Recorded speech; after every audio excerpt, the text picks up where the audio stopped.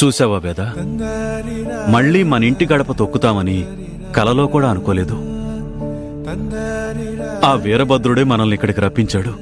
అవునండి, మన సొంతింటిని చూసి గత జ్ఞాపకాలు గుర్తొస్తున్నాయి. మన ఇల్లు మనల్ని పలకరిస్తున్నట్టు అనిపిస్తోంది. మన ఇంటి నుండి మనల్ని వేరు చేసిన కనిష్కకి త్వరలోనే బుద్ధి చెప్పి మళ్ళీ మన ఇంటిని మన సొంతం చేసుకునే సమయం వస్తుందిలేమ్మా. వేద, పద.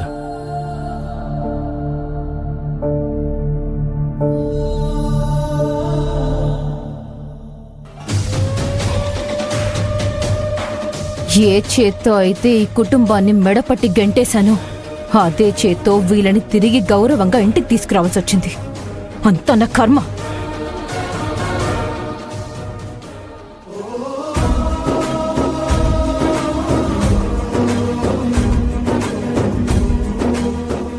వేద, లోపలికి పద.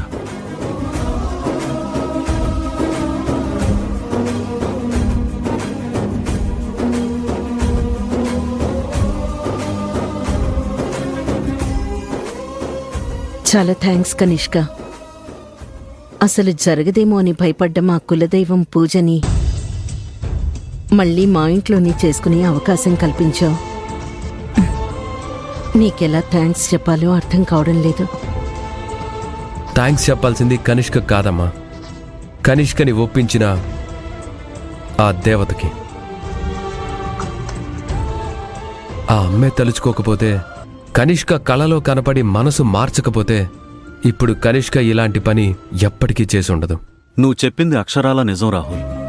కానీ ఏదేమైంది, మళ్ళీ మన ఇంట్లోనే కులదైవాన్ని పూజించుకునే అవకాశం దక్కింది. అచ్చాల్రా.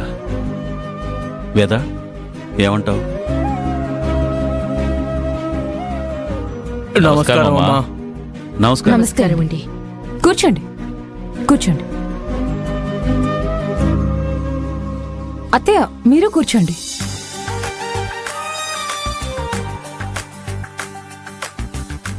ఇంతకీ పంతులు గారు ఎక్కడండి? ఆయన రావడానికి ఆలస్యం అవుతుంది కనిష్క గారు, అందుకే మేము వచ్చాం. స్వామివారి కళ్యాణం, పూజా ఉత్సవ ఏర్పాట్ల గురించి మాట్లాడాలని వచ్చాం. చాలా మంచిదండి. కానీ ఈ తతంగాలని జరిపించడానికి పంతులు గారు ఉండాలి కదా, ఆయనెప్పుడొస్తారు?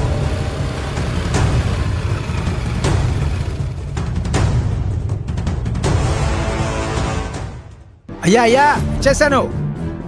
నమస్కారం. నమస్కారం అమ్మా, పంతులు గారు. నమస్కారం అండి. నమస్కారం అండి. ఆలస్యమైనందుకు క్షమించండి. పర్లేదండి, కూర్చోండి. అలాగే. ఎప్పుడూ ఒక నిమిషం ముందే ఉండే మీరు ఏమిటి ఇంత ఆలస్యంగా వచ్చారు పంతులు గారు? రాత్రి పక్కూరిలో పెళ్లి తంతు జరిపించడానికి వెళ్ళానండి. కానీ నిన్న అక్కడ పెద్ద వర్షం పట్టంతో రాత్రి రావడానికి కుదరలేదు.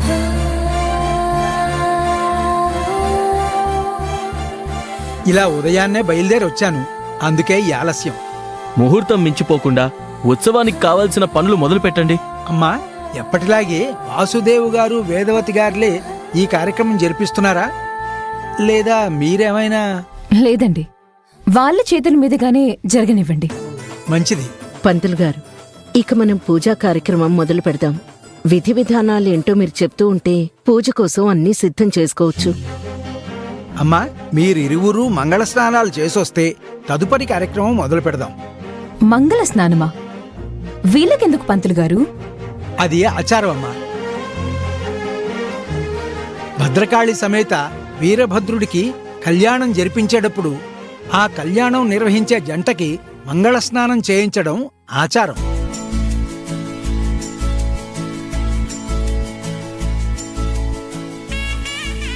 సరే అండి, ఇక ఆలస్యం ఎందుకు?